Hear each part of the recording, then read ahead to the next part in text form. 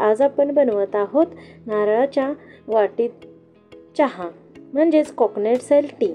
तर चला यासाठी मी तर पाणी घातलेलं आहे। आता यामध्ये आपण घालून घेऊया चहा पावडर। गॅसची फ्लेम आपल्याला लोच ठेवायची आहे। आता यामध्ये मी घालून घेत आहे वेलदोड्याची पावडर। तर चला यामध्ये थोडी साखर टाकून घेऊयात आणि याला छानसं उकळी आणून देऊयात। तर हा चहा आहे तो खूपच छान बनतो, तुम्हीही जरूर बनवा। तर बघा माझ्याकडे ही नारळाची वाटी छोटी होती म्हणून मी इथे थोडासा चहा केलेला आहे।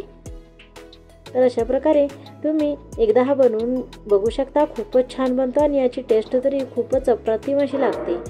तर चला अशा प्रकारे मी त्याला उकळून घेतलेला आहे। तर तुम्ही बघत आहात की इथं हा जो चहा आहे छानसा असा उकळत येत आहे। तर चला यामध्ये आपण दूध घालून घेऊयात। गॅसची फ्लेम हाय ठेवू नका, लो फ्लेमवरच करा, कारण मी जेव्हा ही हाय फ्लेम ठेवली होती तेव्हा नारळाचा जो भाग आहे तो जळत होता। तर त्यासाठी लो फ्लेममध्येच करा, छान बनतो।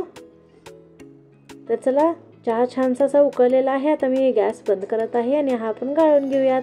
तर बघा गाळल्यानंतर चहा थोडासाच बनलेला आहे, पण खूपच टेस्टी असा चहा बनलेला होता। तर प्लीज माझ्या चॅनलला लाईक शेअर सबस्क्राईब जरूर करा। थँक्यू।